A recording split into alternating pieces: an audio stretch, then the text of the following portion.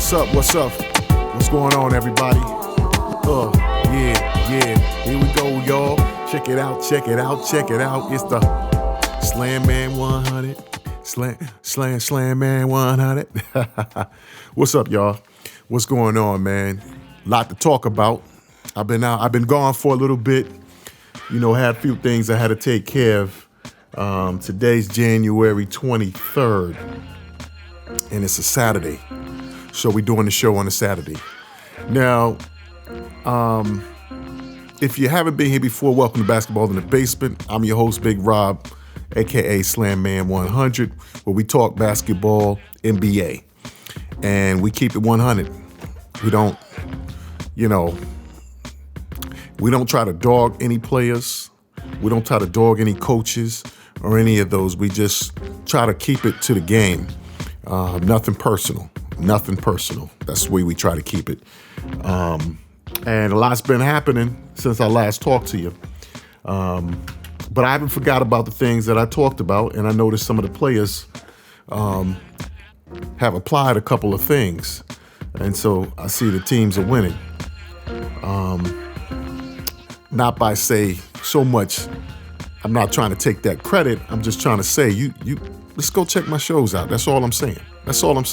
I'm not taking the credit, but whoever makes the adjustments, we on the same wavelength. So that's all I got to say. Also, too, dedicate this show to my father, Mr. Marion Franklin Small. He passed away January 5th, 2006. And, it's a long, tough time, man. Married to my mom for 49 years, and I'm going to miss him. But I'll see him soon, so I'm not worried about that. But, more worried about my mother, so I'm dedicating this show to him. But he was a great sports player. He could have been one of the best if he decided to want to do it. But I'm just going to leave it like that. But he knew his stats before they were really checking out stats. And so me and my uncle was talking, and my Uncle Charles, and he was talking about how my father knew stats real good. And I said, that's right. He used to look at it, know it, and could tell whether a team was going to win or lose based off the stats, especially baseball was his thing. But basketball and football, man, top. Like I said, we come from a family full of great athletes, and so it's never been a question of whether, So that's all I'm gonna say there. But like I said again, the games is something that we like to watch and play, and I just love basketball. I used to love football. I still love football, but basketball, I kind of got into in 8th grade. 7th grade, started playing. 8th grade, I got so good. But anyway, I'm not going to talk about that. We're keeping it NBA. Just wanted to share a little bit about what's been going on a little bit in my life and why this show means a little bit to me more than usual. Now, a lot's happening in the NBA, and I got a lot to say. But I'm not going to say it all in this one show. I'm going to break it down in a couple shows, and I'm going to be doing that throughout this week. But first, let me get back to the standings in the NBA. Kind of similar to what I thought it would look like throughout the season. In the East, number 1 spot, Cleveland. Not a surprise. Toronto, number 2. Not a surprise. I had Atlanta, I believe, up there as 2 or 3, but they're right tied. They're not too far. Atlanta's not too far from Toronto. And I thought Toronto, the reason why I put them as number 3, I believe it was because the adjustment. I want to see how they could continue to play their game and get back into their rhythm as they started last year, having a great season before DeRozan got hurt. So they're number 2. Got a good record. Atlanta's number 3. Atlanta, I think, is definitely getting some points because they're playing as a cohesive unit, and look out. I already know that team and the bench, those guys are pretty good. So look out for Atlanta. Atlanta's definitely got something to prove. Chicago's number 4. Indiana definitely. When I said that I wasn't sure about Indiana, and that was true because I didn't really quite look at all the players and everybody on there. But when I found out how a couple of players played and that was on that team, I said, this is going to be Indiana. I'm going to watch them. And so they're number 5.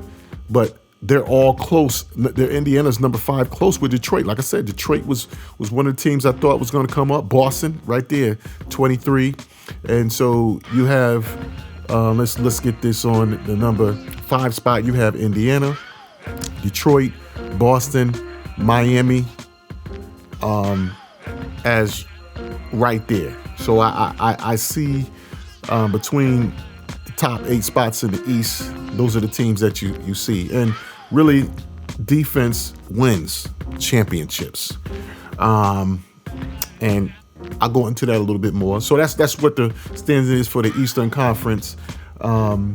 Milwaukee Bucks had a little fall off, but we'll see what happens there. Let's see. Philly, we'll talk about Philly on another time.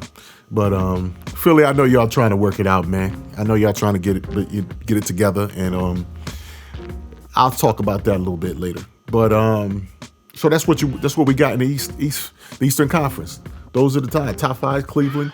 Top 5 is Cleveland, Toronto, Atlanta, and Chicago, and Indiana. So George Paul, man, you're definitely doing your thing on that team. A lot of guys, I just mentioned him because he's one of the superstars on the team. So, and the rest of the guys, man, you guys know who you are. I'll mention y'all soon. I'll give you props. I'm going to talk about Indiana later on. And the Western Conference, no surprise to me. Golden State's number 1. San Antonio's number 2, which I already said that at the beginning of the season, and I see that not changing. Now, OKC's back up there. And I said, it depends on how they play and where they go. But I still thought that they would be number 3 or 4. I had them. I believe, in LA Clippers. I had them being in between those. I had those 4 teams up there. Memphis is number 5. Dallas definitely been playing good. And so those are your top 5 in the West. Now, when you get to, let me see. Well, Dallas is number 6, but they're right there close, neck and neck with Memphis. So they're right there at the 5th spot. Great surprise that they've been playing great. They've been playing great ball. And Derek, he's definitely stepped up his game. And he's been playing more aggressive. And so I expect them to keep on playing good. He definitely, somebody woke him up. I can tell you that much. Little talk whether Derek had it, but now y'all believe it.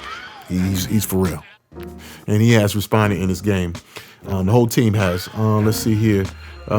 Houston is a few games back. Sacramento is right there. So you have,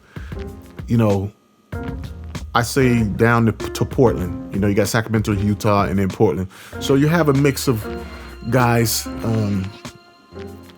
coming up in that little 2 or 3 games away from each other. But really the top 5 teams in there, once again in the Western Conference: Golden State, San Antonio, OKC, and LA Clippers, as well as Memphis Grizzlies. So there you have it. That's the standings for the NBA. Now, no doubt, if you watched the game tonight, we had my team, Cleveland Cavaliers, going against one of my other teams, previous Michael Jordan and everything, Chicago Bulls. And that was a good game. But you always got to get the monkey off your back first, so to speak. Because, you just got fired, Mr. Black. And I tweeted that they needed to. I'll talk about that a little bit, but first, let me go into talking about a few things last time I wanted to mention. Let's see here. One of it was Kevin McHale being fired. Why? Leaders are on the Rockets. Well, I'm going to give you the leaders on the Rockets at another time. But the first thing, Kevin McHale, great guy. I think a great coach as well. And I think it has nothing to do with Kevin McHale. It's probably Kevin McHale's game plan. It's just the fact that you got to remember when Kevin McHale played, number one. And number two, sometimes as coaches, we lose a disconnect. You disconnect. So it's easy for what you're trying to do not to work on a team because of disconnect. I don't care who you got playing for you. If there's a disconnect, whether it's in age, whether it's in background, whether it's understanding, what players and coaches want to hear, then there's going to be a breakdown. So the thing being is, what Kevin was trying to do was not going to get them to the next level. As far as what played out. Now, what the real game plan is, his real game plan of trying to doing it, as opposed to what is actually gets played out in the game plan, in the game, could be different. But was a problem there. And really, for the Rockets, it's personality. A lot of teams have personality differences. And you can put a great player on a great team, but if personality, if he doesn't feel comfortable, it doesn't feel that he can play to his game or why you brought him there, then he's not going to score, he's not going to do well, and so forth. So I say great coaches have to make the connection. If you don't make the connections, you're not going to win a championship. You're not.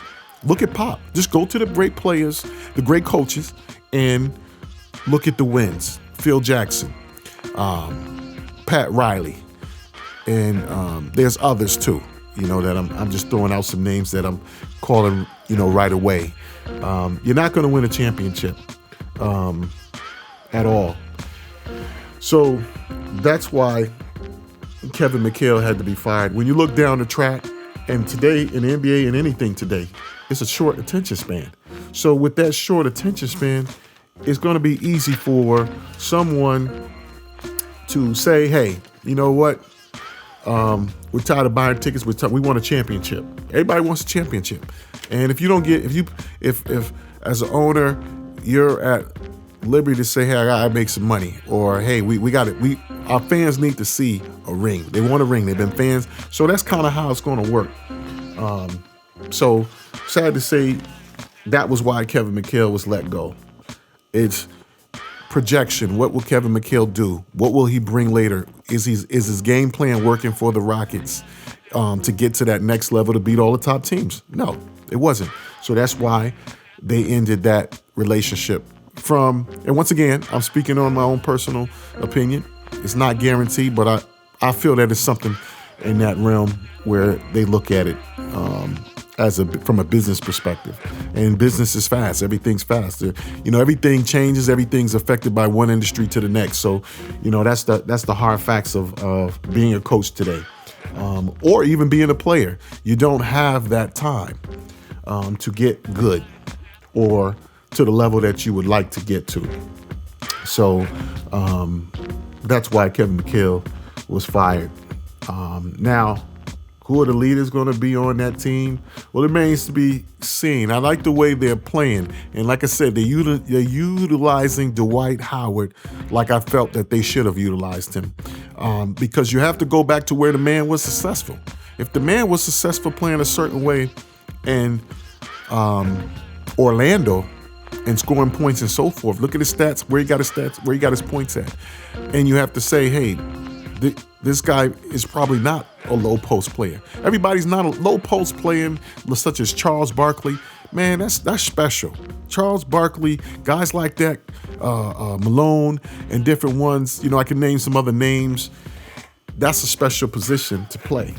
And so that's why Charles Barkley was so good at playing it, even though he was undersized. So that's what I have to say. So they're utilizing, you know what I'm talking about, Superman in the right way. Yeah, we're going to take a break, and I'll see you guys in 2. Basketball in the Basement. Tune in every week to Basketball in the Basement for the realest basketball talk on the planet. www.basketballinthebasement.com.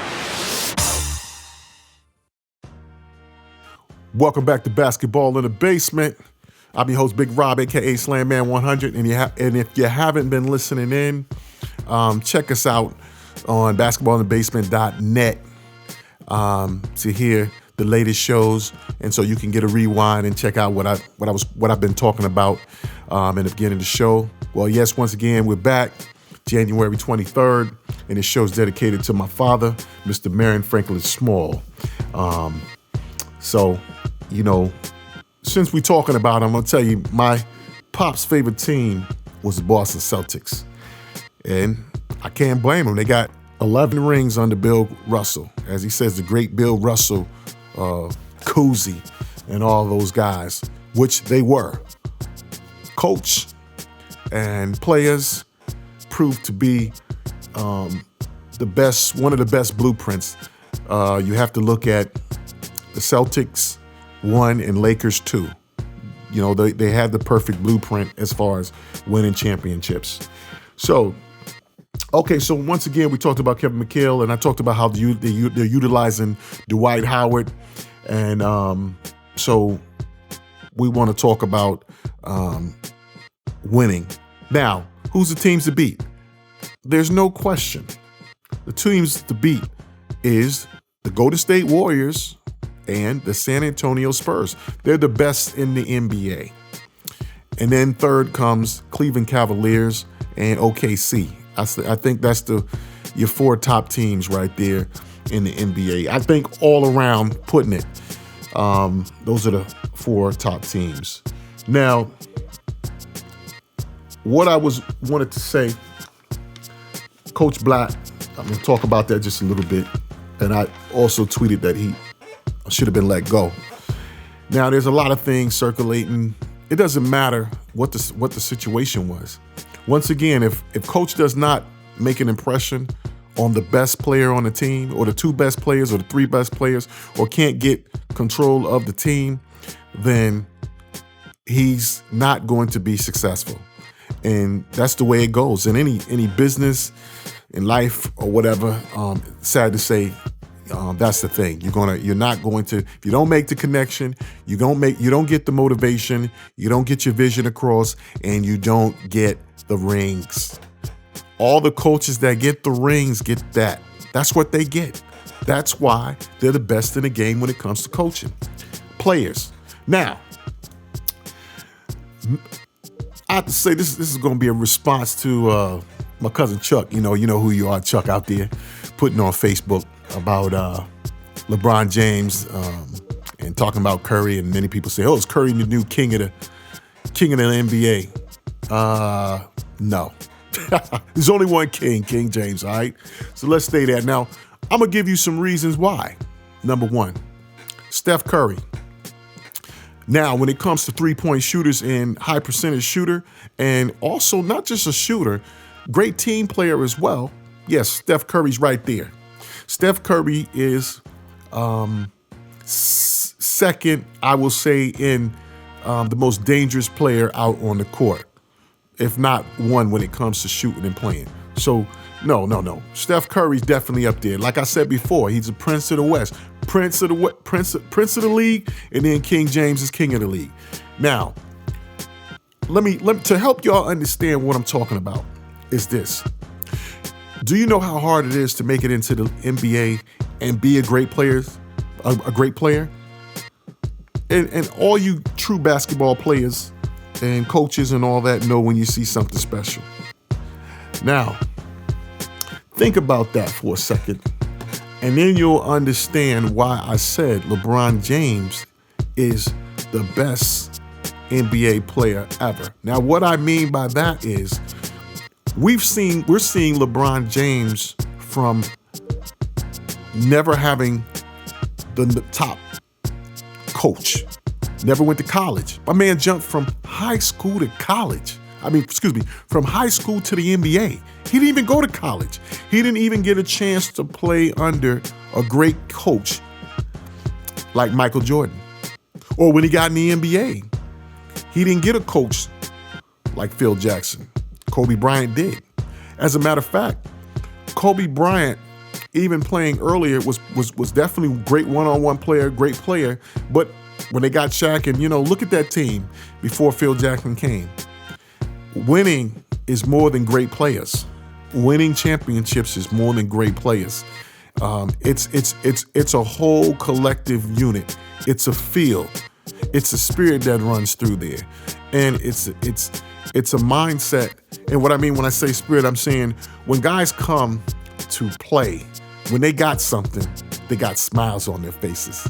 When they got something, they got smiles on their faces, and they got that coach that they can depend on anything that happens during the game. And that is what makes a great team, a championship team. And if you don't believe me, look at all the championship teams. Go back as far as basketball when it first came out. Look at all the championship teams in the NBA. Look at all the championship teams in even college of winning. Winning is a formula. It's a process that has to be made right. I love pizza. So let me give you an example. There's tons of pizza joints, but how many pizza joints always stay at the top? It's the best. What makes it? They all got the same sauce. They all got sauce. They all got cheese, and they all have either meat or whatever you want. But the best pizza places have something a little more special that puts them at the top. They don't have to worry about anything. They know they got it because they got that special process and perfect formula. And as soon as they open up, you're there. You're thinking about them every minute before you get there. And you're going to say, I got to quench that taste. So that's what you got to have. Now, going back to Coach Black. Coach Black is not a bad coach. So let's get that straight first. He did what he could in coming in there, but I said in the beginning of the season, that was a bad mistake. Why? Well, I'm going to tell you why.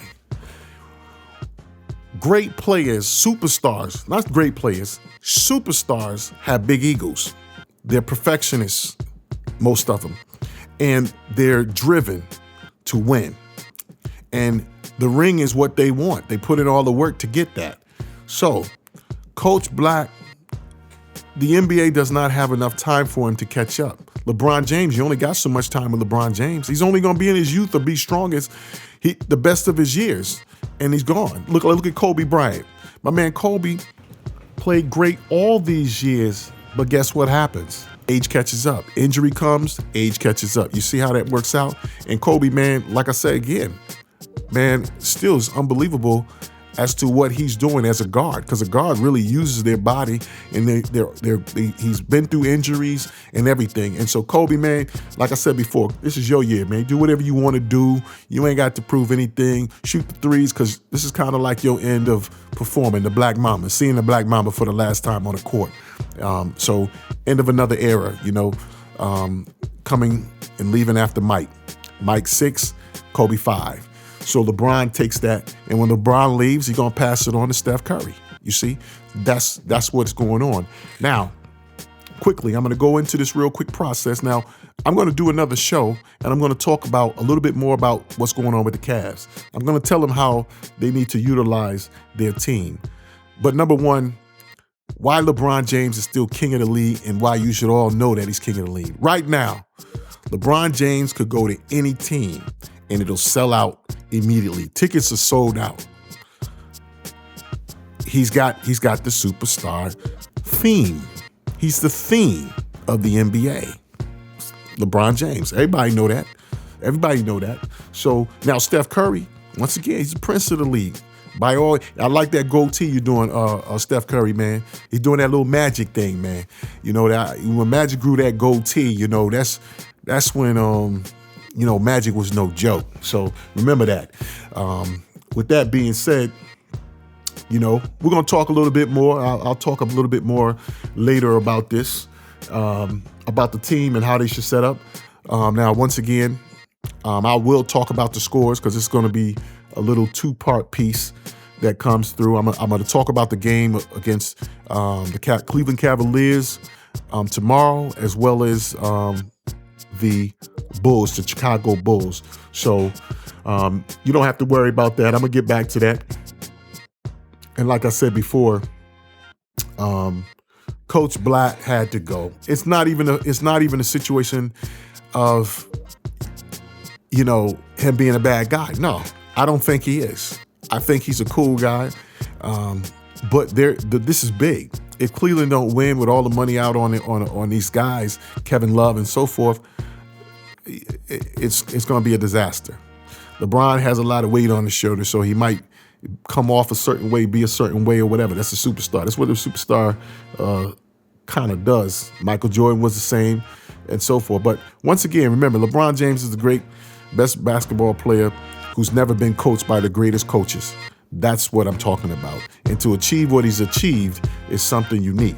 And so I hope this a little bit puts on what I'm talking about. And once again, I'm going to talk about it. Kevin Love, LeBron James, Kyrie Irving, and we're going to talk about Thompson's right there in that positions. We're going to talk about all the 5 positions and how they need to play. So we're going to talk a little bit more about the next show, which we'll talk about it. I'll dedicate that part to the Cleveland Cavaliers. Now, you notice Durant and Westbrook. Westbrook, man, I'm proud of you. You're playing good, man. You're doing exactly what you should, and you guys are winning. You're playing with the force, but you brought it down just a couple notches so that you could give your team and you guys, you're doing what you're supposed to do to win. So all you guys got to do is become united more with the team and set plays and get easy baskets for your teammates. And because you guys already know you can score anywhere. Durant scoring 50% from the field. So, hey, that's all you got to do is get your points. You got to add the points up. Now, Cleveland, like I said before, we'll talk about Cleveland when on the next show. It's going to be dedicated to the Cleveland Cavaliers. I'm going to talk about them. And I'm going to talk about also I may touch on the Spurs and the Warriors. 2 great teams that are definitely putting a stamp on the NBA. And so, congratulations for your wins, Golden State. Definitely, you guys are you're a team to reckon. You can put y'all in any of the periods and you guys will win. So yes, once again, thank you for tuning in to Basketball in the Basement. I'm your host, Big Rob, a.k.a. Slam Man 100. And you guys have a good night, and I'll talk to you soon. Once again, Pops, I love you, and I'll see you very soon. Bye. Good night, y'all.